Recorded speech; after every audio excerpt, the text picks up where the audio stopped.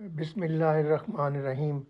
یہ بات خوش آئند ہے کہ شہباز شریف کے حلف اٹھانے کے بعد ملک میں جاری سیاسی اور معاشی غیر یقینی صورتحال کا خاتمہ ہو گیا ہے۔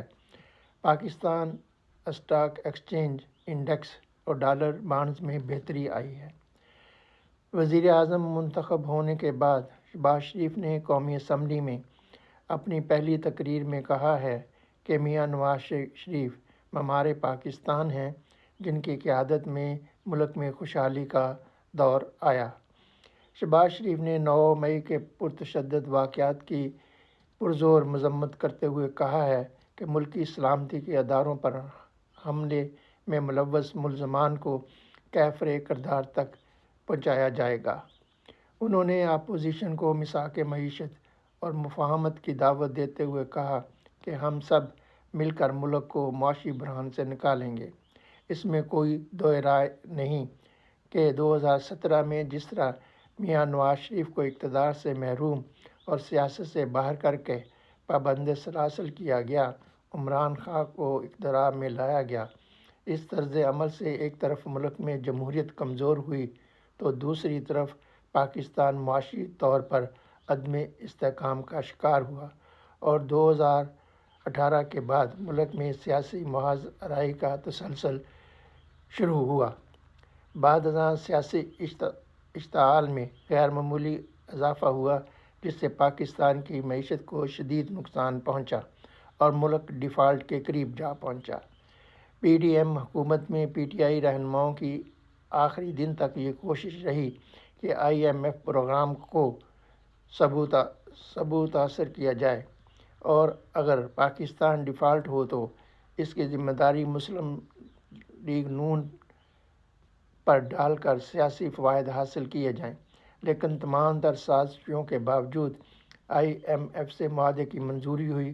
وہ 16 مہینوں پر محیط حکومت کے خاتمے پر شہباز شریف کا دعویٰ تھا کہ انہوں نے ملک کو ڈیفالٹ ہونے سے بچایا۔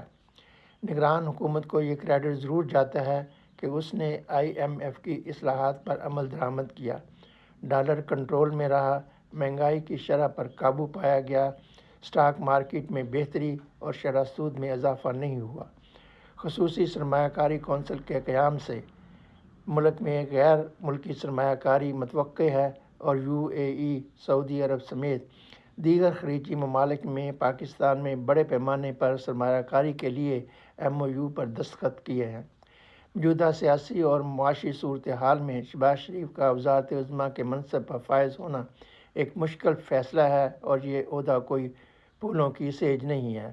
حکومت کے لیے سب سے بڑا چیلنج آئی ایم سے نیا معاہدہ کرنا اور اس کے شرائط پر سخت اور غیر مقبول فیصلے کرنا ہے، جس سے حکومت عوام میں تنقید کا نشانہ بنے گی۔ پاکستان کو بیرونی قرضوں کی ادائیگی کے لیے سالانہ 25 ارب ڈالر درکار ہیں، جس کے حصول کے لیے ہمیں دوست ممالک کے پاس جانا پڑے گا۔ اگر حکومت مہنگائی اور بے روزگاری کم کرنے میں کامیاب نہ ہو سکی تو تمام تر سخت اقدامات کی ذمہ داری مسلم لیگ نون کے کاندھوں پر آئے گی، جس کا سیاسی طور پر اسے نقصان اٹھانا پڑے گا۔